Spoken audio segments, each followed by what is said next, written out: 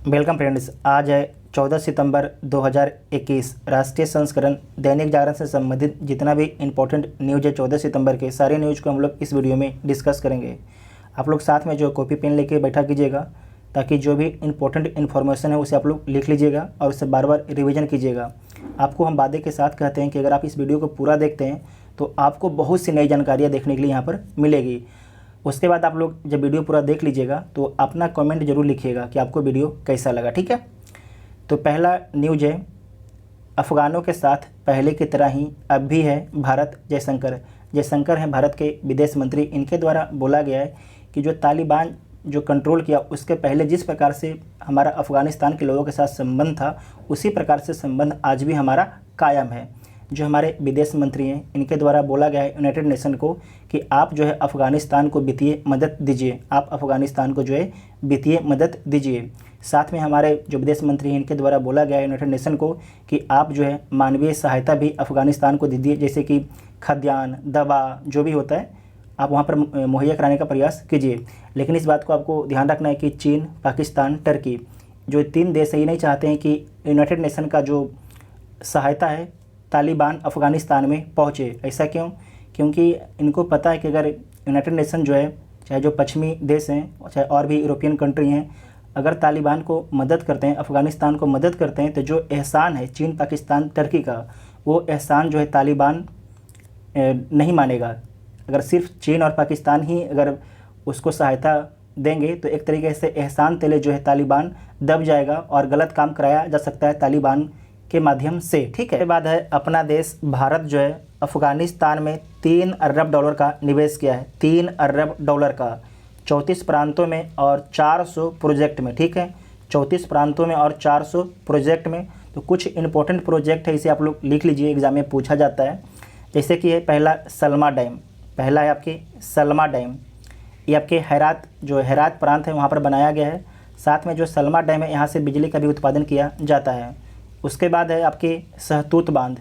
ठीक है, सलमा को सहतूत पसंद है तो आपको इस तरीके से याद रख सकते हैं कि दोनों आपके अफ़गानिस्तान में जो भारत के सहयोग से बनाया गया है। उसके बाद तीसरा है जरांग देलाराम। ठीक है, जरांज। ठीक है, और उसके बाद देलाराम हाईवे जो बनाया गया है भारत के द्वारा, इसका मैप आपको हम दे देंगे, देख लीजिएगा। उसके बाद जो अफ़गानिस्तान का पार्लियामेंट है भारत के द्वारा बनाया गया है। उसके बाद अस्टोर पैलेस जो है अफ़गानिस्तान को भारत के द्वारा बनाया गया है। और अफ़गानिस्तान में भारत के द्वारा जो बहुत से हॉस्पिटल बनाया गया है। ठीक है, उसके बाद आपको याद रखना है कि जो अफ़गानिस्तान में अंतरिम सरकार बनी है उसके प्रधानमंत्री कौन है, तो उसके प्रधानमंत्री का नाम है मुल्ला मोहम्मद हसन अखुंद। मुल्ला मोहम्मद हसन अखुंद है। और उप प्रधानमंत्री का नाम क्या है, तो मुल्ला बरादर है, मुल्ला बरादर। और जो गृह मंत्री हैं उनका नाम याद रखिएगा सिराजुद्दीन हक्कामी, सिराजुद्दीन हक्कामी। उसके बाद आपको याद रखना है कि भारत के कुछ इंपॉर्टेंट बंदरगाह, जो भारत का एक बंदरगाह है इंपॉर्टेंट कहाँ पर है, तो आपको याद रखना है कि इंपॉर्टेंट जो बंदरगाह है ईरान में है। कहाँ पर है? ईरान में। ईरान में उसका नाम क्या है, तो चबाहर बंदरगाह उसका नाम है। ठीक है, उसके बाद कांडला बंदरगाह याद रखिएगा गुजरात में स्थित है। उसके बाद जो आपके चबाहर पोर्ट है ये किस खाड़ी में स्थित है, तो ओमान की खाड़ी में स्थित है, इसे भी लिख लीजिएगा। उसके बाद जो चबाहर है उसके पूरब में आपके ग्वादर पोर्ट है पाकिस्तान में, चाइना के द्वारा बनाया गया है। अब भारत के नीचे में जो भारत है, भारत के नीचे में श्रीलंका है। श्रीलंका में हम्बनटोटा बंदरगाह है जिसे चीन के द्वारा बनाया गया है। और श्रीलंका जो है चीन को 99 सालों के लिए लीज पर दे दिया है। इतना आप सभी को याद रखना है। ठीक है, नेक्स्ट न्यूज है कि पेगासस मामले पर नहीं देंगे विस्तृत हलफनामा। सुप्रीम कोर्ट में केंद्र सरकार ने दिया राष्ट्रीय सुरक्षा के प्रभावित होने का हवाला। पेगासस क्या है, तो एक स्पाईवेयर सॉफ्टवेयर है जो बिना अनुमति के आपके फ़ोन में, आपके लैपटॉप में प्रवेश कर जाएगा और आपकी जो निजी सूचना है, जो निजी जानकारी है उसे चुरा लेगा। ठीक है, जो पेगासस सॉफ्टवेयर है इसे बनाया किसके द्वारा गया है, तो इजराइल की साइबर सुरक्षा कंपनी NSO के द्वारा बनाया गया। ठीक है, NSO के द्वारा बनाया गया है। उसके बाद याद रखना है कि इसका उद्देश्य क्या है, जो पेगासस सॉफ्टवेयर है इसका उद्देश्य क्या था, तो इसका उद्देश्य था कि आतंकवाद और अपराध के खिलाफ इसका इस्तेमाल करेंगे। आतंकवाद और अपराध के खिलाफ जो है पेगासस सॉफ्टवेयर का इस्तेमाल किया जाएगा। उसके बाद आपको याद रखना है कि सुप्रीम कोर्ट, ठीक है, सुप्रीम कोर्ट में वर्तमान में टोटल कितने जज हैं, तो 33 आपके जज हैं और एक चीफ जस्टिस ऑफ इंडिया हैं। तो टोटल आपके 34 हो जाएगा, ठीक है, टोटल आपके 34 हो जाएगा। उसके बाद आपको याद रखना है कि भारत के CGI कौन है, भारत के CGI कौन है, तो NB रमन्ना है। NB रमन्ना जो है 48वें नंबर के हैं।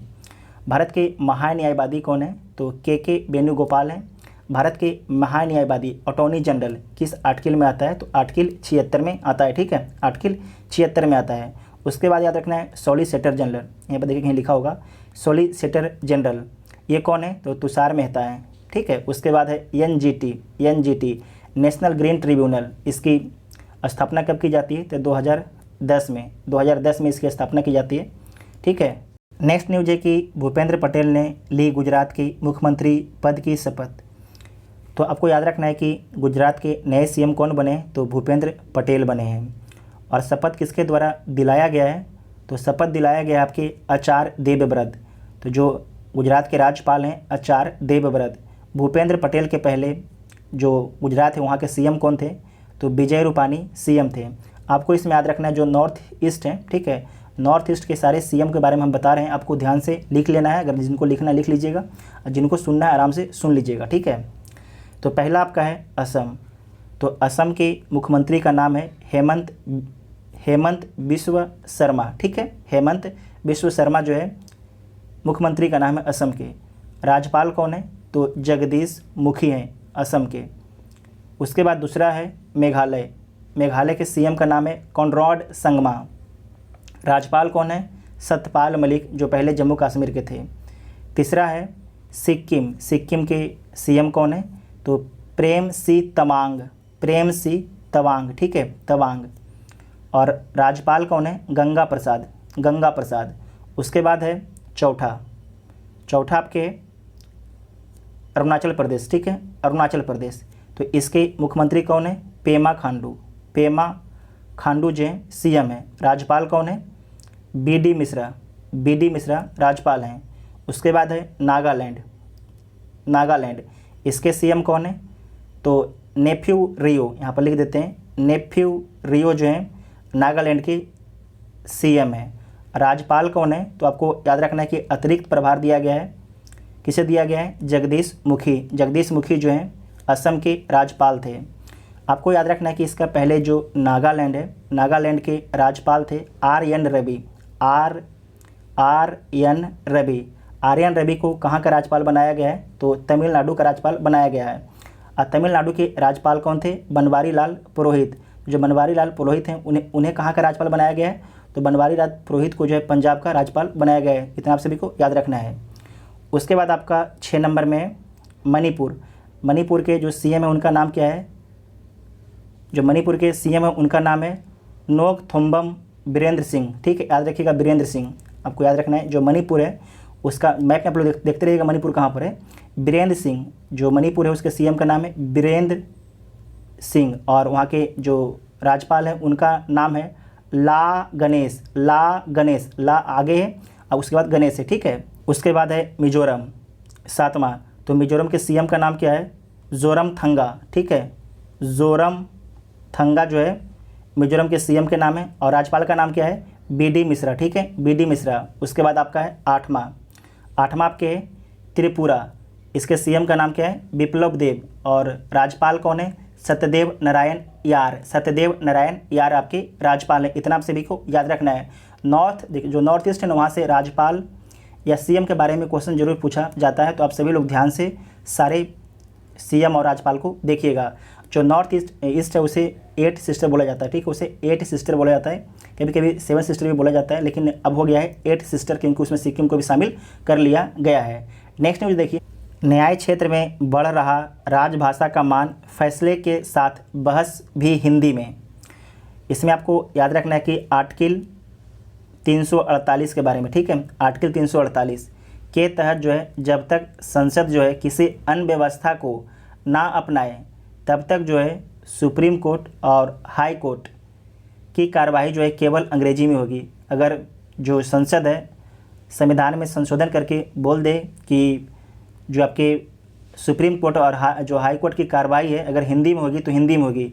जब तक संसद जो है इस पर कानून नहीं बना देता है जब तक कुछ भी नहीं हो सकता है। केवल आपके सुप्रीम कोर्ट और हाई कोर्ट में जो है सुनवाई होता है इंग्लिश में ही होगा। लेकिन आपको याद रखना है कि राज्य का राज्यपाल जो है राष्ट्रपति की अनुमति से हिंदी या दूसरी भाषा को हाई कोर्ट की कार्रवाई की भाषा का दर्जा दे सकता है। इस बात को भी आपको ध्यान रखना है, ठीक है। कोरोना पीड़ित की आत्महत्या को भी माना जाए महामारी से मौत। सुप्रीम कोर्ट ने केंद्र से ऐसे मामलों को कोविड से मौत मानने पर विचार करने के लिए बोला है, ठीक है। नेक्स्ट न्यूज़ है कि इम्पोर्टेंट न्यूज़ है कि जलवायु परिवर्तन एक बड़ी चुनौती, भारत निपटने को प्रतिबद्ध। भूपेंद्र यादव कौन है? तो भारत के पर्यावरण मंत्री हैं। आपको याद रखना है UNFCCC इसके बारे में, ठीक है। इसका फुल फॉर्म क्या होता है? तो संयुक्त राष्ट्र framework convention on climate change इसका फुल फॉर्म होता है, ठीक है। इसमें आपको याद रखना है कि इसका जो है 26वें सम्मेलन का आयोजन किया जाएगा। तो कहाँ पर किया जाएगा? ग्लासगो में किया जाएगा, ठीक है। ग्लासगो में किया जाएगा। और कब होगा? तो 31 अक्टूबर से 12 नवंबर तक इसका आयोजन किया जाएगा। तो आपके लिए इसका जो ग्लासगो है ये इंपॉर्टेंट है कि कहाँ पर इसका सम्मेलन होगा, 26वां सम्मेलन, ठीक है। उसके बाद आपको याद रखना है कि पेरिस समझौता कब हुआ था? तो 12 दिसंबर 2015 को पेरिस समझौता हुआ था। पेरिस समझौते के तहत जो है ग्रीन हाउस गैस के उत्पादन को कम करना, ताकि इस सदी में जो है वैश्विक तापमान वृद्धि को पूर्व औद्योगिक स्तर से जो है 2 डिग्री सेल्सियस से कम रखा जा सके। साथ में बोला गया कि इसके साथ ही आगे चलकर जो है तापमान को 1.5 डिग्री सेल्सियस तक रखने का प्रयास किया जाएगा, ठीक है। उसके बाद नेक्स्ट पॉइंट देखिए, अब नए साल में दक्षिण अफ्रीका से आएंगे चीते। ये बहुत दिन से आप लोग न्यूज़ में सुन रहे हैं। इस बात को आपको ध्यान रखना है कि जो चीते कहाँ से लाए जाएंगे। तो सबसे पहले दक्षिण अफ्रीका से लाए जाएंगे। और किस राज्य में लाए जाएंगे? तो मध्य प्रदेश में लाए जाएंगे। मध्य प्रदेश के किस अभयारण्य में लाए जाएंगे? तो मध्य प्रदेश के कूनो अभयारण्य में लाए जाएंगे, ठीक है। मध्य प्रदेश के कूनो अभयारण्य में कितने चीते लाए जाएंगे टोटल? तो टोटल आपके 30 से 35 चीता लाया जाएगा। और पहली खेप में आपको जो है 10 से 12 चीता को लाया जाएगा, जिसे कूनो अभयारण्य में रखा जाएगा। जो 30 से 35 है तो करीब मान लीजिए 20 के आसपास जो है 2 अलग अलग अभयारण्य में रखा जाएगा। तो उसका भी आपको नाम लिख लेना है। तो उसका नाम है, एक का नाम है नौरादेही अभयारण्य, ठीक है। नौरादेही अभयारण्य में रखा जाएगा। और दूसरा आपके है भैंस रोडगढ़, ठीक है। यहाँ पर भी आपके भैंस रोडगढ़ अभयारण्य में भी जो आपके जो अफ्रीकी चीते हैं उसे रखा जाएगा, ठीक है। इतना आप सभी को याद रखना है। उसके बाद मध्य प्रदेश में एक लोकेशन है अमरकंटक, ठीक है। अमरकंटक से कौन कौन सी नदी निकलती है? तो अमरकंटक से जो है सोन नदी और नर्मदा नदी निकलती है। सोन आपके गंगा में मिलती है, नर्मदा जो आपके अरब सागर में गिरती है। नर्मदा के नीचे आपकी ताप्ती नदी है, ये भी कहाँ गिरती है? अरब सागर में गिरती है। और आपको ध्यान रखना है कि जो नर्मदा और ताप्ती है एस्चुरी बनाती है। क्या बनाती है? एस्चुरी बनाती है।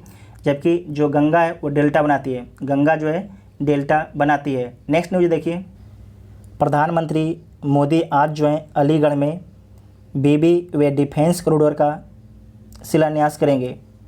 डिफेंस कॉरिडोर में देख लीजिए कि 1000 एकड़ में खैर रोड पर अंडला में विकसित होगा कॉरिडोर। इसके लिख लीजिएगा, पूछा जा सकता है लोकेशन, खासकर यूपी पीसीएस में।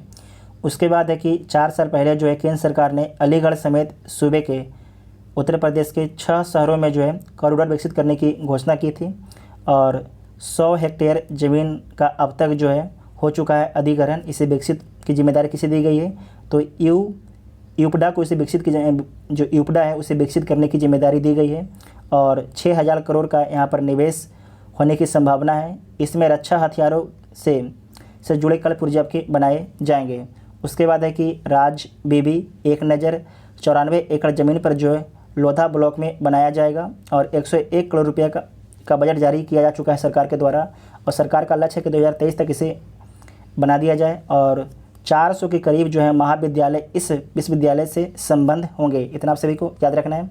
खासकर उत्तर प्रदेश के लिए तो इम्पोर्टेंट है, लेकिन जो बाकी और एग्ज़ाम होगा उसके लिए इंपॉर्टेंट है अलीगढ़, ठीक है, कि डिफेंस कॉरिडोर का निर्माण कहाँ पर किया जा रहा है, तो अलीगढ़ में, ठीक है, उत्तर प्रदेश के अलीगढ़ में। उसके बाद नेक्स्ट है कि केरल में 2/3 से ज़्यादा नए मामले। पिछले 24 घंटे में जो है देश भर में 27,000 नए केस आए हैं और 219 लोगों की मौत हो गई है। केरल में अकेले आपके 20,240 मरीजों की केस आई है, 20,240 केस आई आपके कोरोना की टोटल केरल में। और जबकि टोटल नेक्स्ट न्यूज है कि केरल में 2/3 से ज़्यादा नए मामले। पिछले 24 घंटे के दौरान जो है देश भर में 27,000 नए केस, 219 लोगों की गई जान। इसमें आपको याद रखना है कि जो केरल में अकेले 20,240 मामले आया था, जबकि पूरे भारत में जो है 27,254 मामले आए थे, ठीक है। उसके बाद आपको याद रखना है कि यहाँ पर कोवैक्सीन को इस हफ्ते मिल सकती है WHO से मंजूरी। ये आपके लिए इम्पोर्टेंट है, कोवैक्सीन, ठीक है। जो कोवैक्सीन है इसे किसके द्वारा बनाया गया है, तो भारत बायोटेक के द्वारा बनाया गया है। लेकिन किसके सहयोग से बनाया गया है, तो ICMR, जिसका फुल फॉर्म होता है भारतीय चिकित्सा अनुसंधान परिषद, और दूसरा आपके है पुणे स्थित राष्ट्रीय विषाणु विज्ञान संस्थान के सहयोग से बनाया गया था भारत बायोटेक के द्वारा। जो भारत बायोटेक है कहाँ की कंपनी है, तो हैदराबाद की कंपनी है, याद रखिएगा, हैदराबाद की कंपनी है।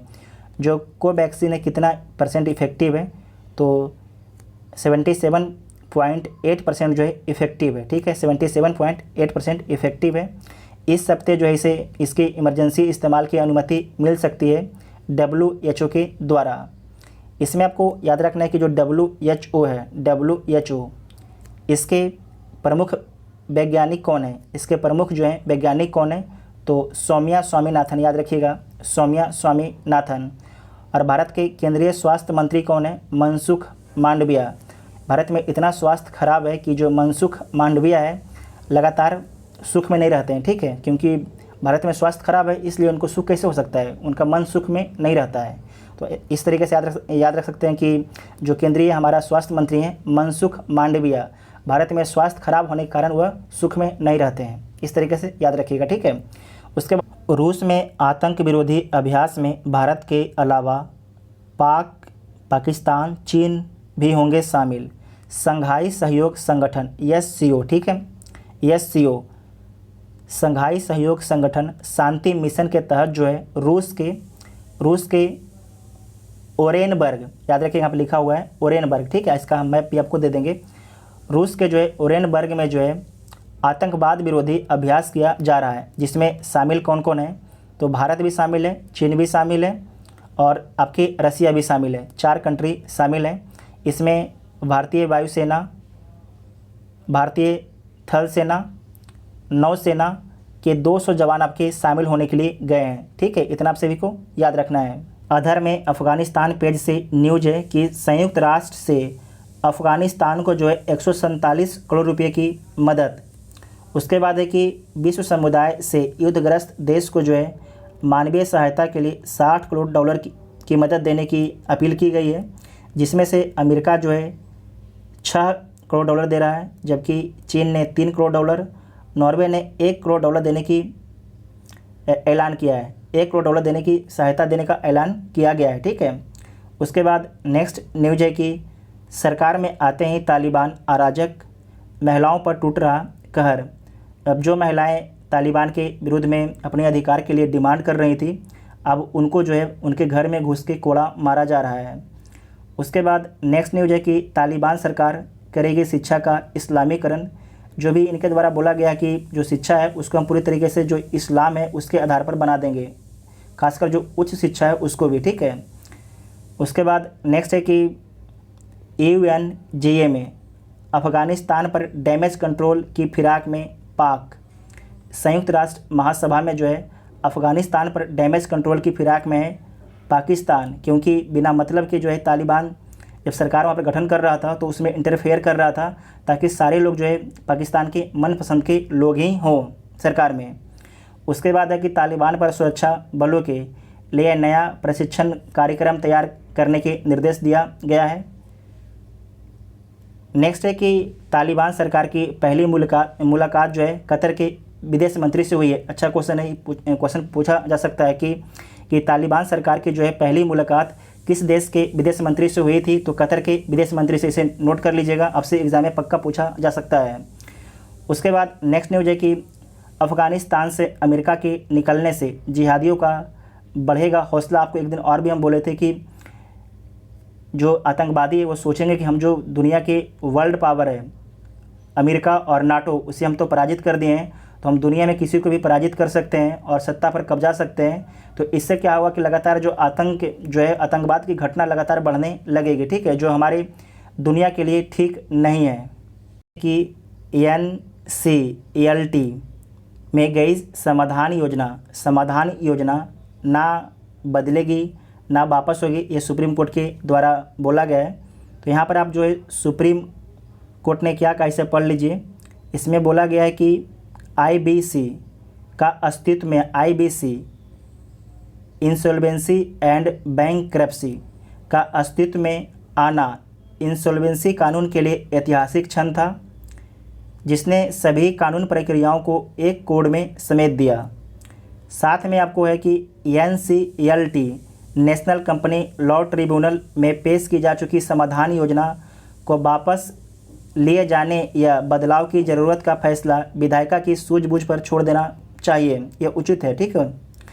उसके बाद है कि कानून में वर्णित उपायों से अलग कोई व्यवस्था देने से न सिर्फ शक्ति विभाजन के सिद्धांतों का उल्लंघन होगा, बल्कि IBC इंसॉल्वेंसी एंड बैंकरप्सी के ढांचे पर भी आपकी चोट पहुंचेगी, सुप्रीम कोर्ट के द्वारा बोला गया है। हम लोग जो है इंसॉल्वेंसी एंड बैंकरप्सी कोड है, इसके बारे में कभी सेपरेट वीडियो में डिस्कस करेंगे। उसके बाद नेक्स्ट न्यूज़ है कि खरीफ की खाद्यान्न पैदावार जो है 15 करोड़ टन से अधिक होने का अनुमान लगाया गया है 2021-22 में, ठीक है। उसके बाद नेक्स्ट न्यूज़ है KYC के नाम पर जो है अनजान स्रोत को ना दे जानकारी। बहुत ज़्यादा जो आज धोखाधड़ी हो रहा है ग्राहकों के साथ में, इसमें आपको भी समझा देते हैं कि अगर कोई आपको फ़ोन करता है और बोलता है कि आपका KYC नहीं हो रहा है, KYC मतलब अपने ग्राहक को जानो, नो योर कस्टमर, और आपसे बोलता है कि आपका जो डेबिट कार्ड है, आपका अकाउंट है, बंद हो जाएगा, तो आप लोग हड़बड़ा जाते हैं। तो आप लोग बोलते हैं कि भाई तो अगर बंद हो जाएगा तो कैसे, इसका सॉल्यूशन क्या है कि हम बंद अकाउंट ना हो। तो उनके द्वारा बोला जाता है कि आप जो है अपना अकाउंट नंबर दीजिए, अपना पासवर्ड दीजिए, अपना जो आप पर फ़ोन पर OTP आएगा OTP दीजिए, क्रेडिट कार्ड में जो आपके नीचे पीछे में जो CVC नंबर लिखा होता है वो 3 अंक का होता है वो दीजिए। तो आपको याद रखना है कि कभी बैंक आपको इस तरीके का कॉल करता ही नहीं, इस बात को ध्यान रखिएगा। बैंक जो है कभी आपको इस तरीके का कॉल नहीं करता। जब भी इस तरीके का कॉल आपको आवे तो समझ जाइए कि फ्रॉड कॉल है, ठीक है, फ्रॉड कॉल है। उसके बाद है RBI reserve bank of India, इसकी स्थापना कब की गई? तो 1934 के एक्ट के माध्यम से जो है 1935 में इसकी स्थापना की गई। इसका शुरुआत में हेडक्वार्टर कहाँ पर था? तो कलकत्ता में इसका हेडक्वार्टर था, और 1937 में जो इसका हेडक्वार्टर को चेंज कर दिया जाता है, बम्बई इसका हेडक्वार्टर बना दिया जाता है। इसका राष्ट्रीयकरण कब होता है? तो 1949 में इसका राष्ट्रीयकरण कर दिया जाता है। और RBI के वर्तमान में गवर्नर कौन है? शक्तिकांत दास जो है वर्तमान में RBI के गवर्नर है, ठीक है। उसके बाद है अंतर्राष्ट्रीय पेज से खबर है कि उत्तरी कोरिया ने किया परमाणु क्षमता की क्रूज मिसाइल का परीक्षण। तो इसमें आपको ध्यान रखना है कि जो उत्तरी कोरिया है परमाणु क्षमता से लैस जो है क्रूज मिसाइल का सफल परीक्षण किया है, और इसकी दूरी जो है 1500 किलोमीटर है। इसकी दूरी जो है 1500 किलोमीटर जो है इसकी मारक क्षमता है। साथ में याद रखना है जो उत्तरी कोरिया है इसके शासक का नाम क्या है? तो किम जोंग उन, यहाँ पर लिख देते हैं किम जोंग उन, ठीक है, इसके शासक का नाम है। इसमें आपको हम समझाते हैं कि क्रूज मिसाइल और बैलिस्टिक मिसाइल में अंतर क्या होता है। यहाँ पर आप ध्यान से सुनिएगा कि जो बैलिस्टिक मिसाइल होता है जब लॉन्च होता है तो उसे एक बार वायुमंडल से बाहर जाना पड़ता है और दोबारा फिर उसे वायुमंडल के अंदर भी आना पड़ता है, जो रडार के पकड़ में आसानी से आ जाता है। और इसमें एक बार लक्ष्य को फिक्स कर दिया जाता है, बीच में इसको चेंज नहीं किया जा सकता है। अगर एक बार फिक्स कर दिया गया कि यहाँ से जो मिसाइल जाके बीजिंग पर गिरेगा तो बीजिंग ही पर गिरेगा, बीच में कहीं भी वो रास्ता अपना बदल नहीं सकता है। जबकि क्रूज मिसाइल में क्या है कि इस बात को ध्यान रखना, क्रूज मिसाइल जो है धरती के समानांतर चलती है, ठीक है। इसे आप रास्ते में कहीं पर भी कमांड देके इसे मोड़ सकते हैं। अगर हम कमांड दे दिए कि जाके बीजिंग पर हमला करना है, लेकिन बीच में पता चला कि यार बीजिंग पर हमला नहीं करना है, संघाई पर हमला करना है, तो आप रास्ते में जो इसे चेंज कर सकते हैं क्रूज मिसाइल को, जबकि जो बैलिस्टिक मिसाइल है इसे चेंज नहीं कर सकते हैं। जो क्रूज मिसाइल है वो रडार के पकड़ में नहीं आता है, जबकि जो बैलिस्टिक मिसाइल है रडार के पकड़ में आसानी से आ जाता है। जो नॉर्थ कोरिया है इसकी राजधानी कहाँ पर है, तो प्योंगयांग इसकी राजधानी है। साथ में याद रखना है कि जो नॉर्थ कोरिया है इसकी सीमाएँ किन किन देशों से लगती है, तो चीन, रसिया, ठीक है, रसिया आप लोग मैप में ध्यान से देखिएगा। जो रसिया है इससे भी इसकी सीमा लगती है। कितने लोग को पता नहीं होता कि रसिया से जो है उत्तरी कोरिया की सीमा लगती है, तो आप लोग इसे देख लीजिएगा, ठीक है, ढंग से देख लीजिएगा, इसे मैप तो आपको हम दे देंगे। उसके बाद है साउथ कोरिया, ठीक है, साउथ कोरिया 3 देशों से जो है आपकी इसकी स्थल सीमा लगती है। साथ में आपको याद रखना है कि 38वीं समानांतर जो रेखा है, जो 38वीं समानांतर रेखा है नॉर्थ कोरिया और साउथ कोरिया को अलग करती है। नेक्स्ट न्यूज़ देखिए। आज देखिए वीडियो अपलोड होने में थोड़ा टाइम लग जाएगा, क्योंकि जो कंटेंट था उसे बनाने में हमें टाइम लग गया। तो आसपास जो है कुकर उकर का आपको आवाज़ आ रहा होगा, सीटी मार रहा है, तो उसे आप लोग मैनेज कर लीजिएगा, ठीक है, उससे कोई दिक्कत नहीं है। तो नेक्स्ट न्यूज़ है कि ईरान की अमेरिका से परमाणु वार्ता शुरू होने की उम्मीद बढ़ गई है। तो कल का आपको हम न्यूज़ बताए थे कि IAEA इसका फुल फॉर्म होता है अंतर्राष्ट्रीय परमाणु निगरानी एजेंसी को जो है मॉनिटरिंग करने का अधिकार दिया गया था ईरान में। तो आपको याद रखना है कि IAEA के जो अध्यक्ष कौन है, अंतर्राष्ट्रीय परमाणु ऊर्जा निगरानी एजेंसी के अध्यक्ष हैं राफेल ग्रोसी इसके अध्यक्ष हैं, ठीक है।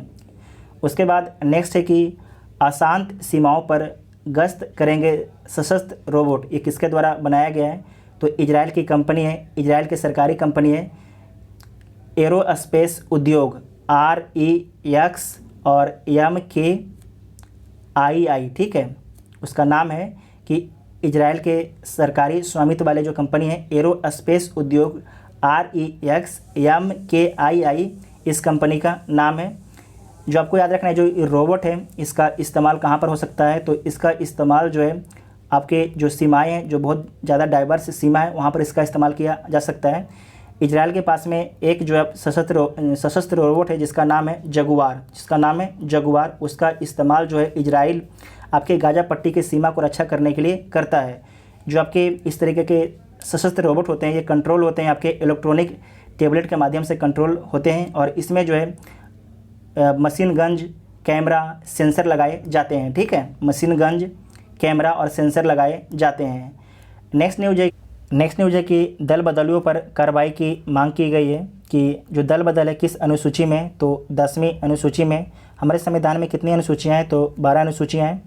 10वीं अनुसूची में आपकी दल बदल है, और 11वीं अनुसूची में पंचायती राज है, और 12वीं अनुसूची में नगर निगम है। जो 10वीं अनुसूची है कब जोड़ा गया, तो 52वां संविधान संशोधन 1985 में जोड़ा गया, उस समय राजीव गांधी की सरकार थी। 11वां अनुसूची कब जोड़ा गया, तो 11वां अनुसूची जो है 73वें संविधान संशोधन अधिनियम 1992 के द्वारा जोड़ा गया। और जो आपके 12वां अनुसूची कब जोड़ा गया, 74वां संविधान संशोधन 1992 के द्वारा, ठीक है। 11वां पंचायती राज है, 12वां में नगर निगम है।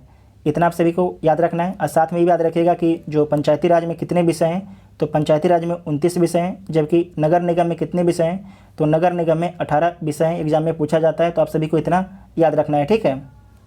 खेल से न्यूज है कि मेदवेदेव ने तोड़ा जोकोविक का गोल्डन सपना US ओपन, ठीक है। US ओपन के फाइनल में जो है डेनियल मेदवेदेव ने विश्व के नंबर 1 खिलाड़ी नोवाक जोकोविच को जो है सीधे सेटों में हराकर पहला ग्रैंड स्लैम खिताब जीता है। जो आपके ये मेदवेदेव हैं किस देश के हैं, तो रूस के हैं, ठीक है, रूस के हैं। जबकि नोवाक जोकोविक किस देश के हैं, तो सर्बिया के हैं, ठीक है, सर्बिया के हैं, याद रखिएगा। इसमें आपको याद रखना है कि जो मेदवेदेव हैं वो पहला ग्रैंड खिताब जीते हैं, इनके द्वारा जो है अपने लाइफ का पहला ग्रैंड खिताब जीता गया है। और रसिया के द्वारा जो भी ग्रैंड खिताब जीता गया है रसिया खिलाड़ियों के द्वारा, इसका लिस्ट यहाँ पर आपको दिया गया है।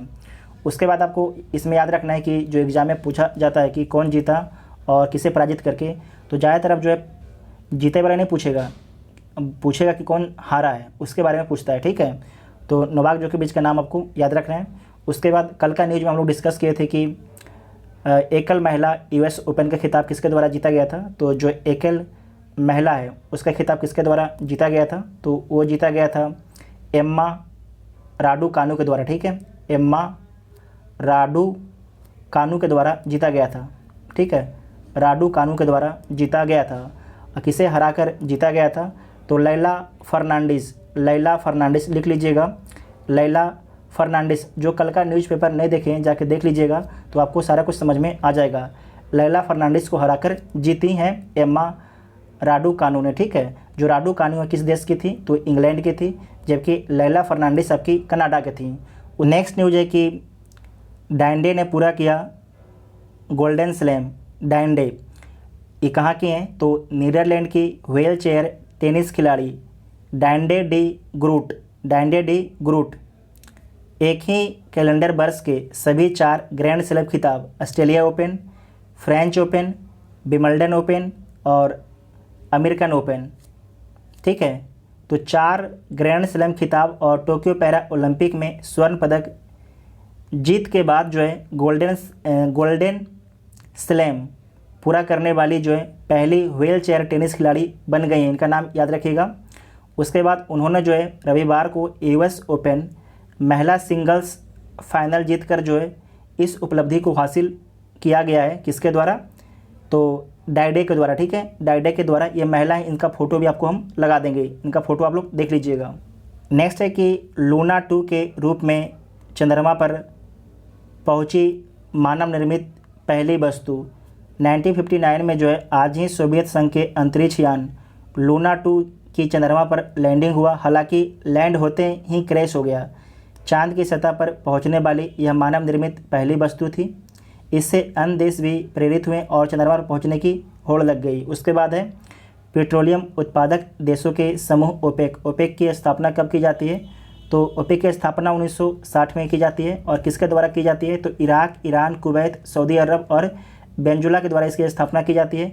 इसमें अभी कितने कंट्री हैं? तो इसमें अभी 13 कंट्री हैं। और इसका हेडक्वार्टर कहाँ पर है? तो वियना में इसका हेडक्वार्टर है। और पूरे तेल का जो है 44% जो है ओपेक के द्वारा ही उत्पादन किया जाता है। इतना आप सभी को याद रखना है। नेक्स्ट न्यूज है स्पेस टूरिज्म को नई ऊंचाई देने को तैयार स्पेस एक्स जो है अमेरिका की एक प्राइवेट कंपनी है। फाल्कन 9 रॉकेट के बारे में यहाँ पर देख लीजिएगा। Falcon 9 rocket. ठीक है, उसके बाद है जेफ बेजोस और ब्रेंसन कर चुके हैं अंतरिक्ष की सैर। जो आपके ब्रेंसन हैं, ये ब्रेंसन किस देश के हैं? तो इंग्लैंड के हैं। इनके द्वारा जो है वर्जिन गैलेक्टिक कंपनी यहाँ पर लिखा है, वर्जिन गैलेक्टिक कंपनी के द्वारा जो है अंतरिक्ष में सैर किए हैं। जबकि जो जेफ बेजोस हैं ये दुनिया के सबसे अमीर आदमी हैं, अमेज़न कंपनी के मालिक हैं। इनके द्वारा अपनी ही कंपनी ब्लू ओरिजिन कंपनी है उसके माध्यम से जो है इन्होंने अंतरिक्ष का सैर किया था। ठीक है, उसके बाद है कि ग्रीन टी और कोको बढ़ा सकता है आपकी उम्र। इनके सेवन से बुढ़ापे में मांसपेशियों में होने वाले बदलाव में आती है कमी। उसके बाद नीचे आपकी खट्टी मीठी खबर, इसे आप लोग पढ़ लीजिएगा और आप लोग कमेंट करके ज़रूर बताइएगा आपको वीडियो कैसा लगा। ठीक है, थैंक यू।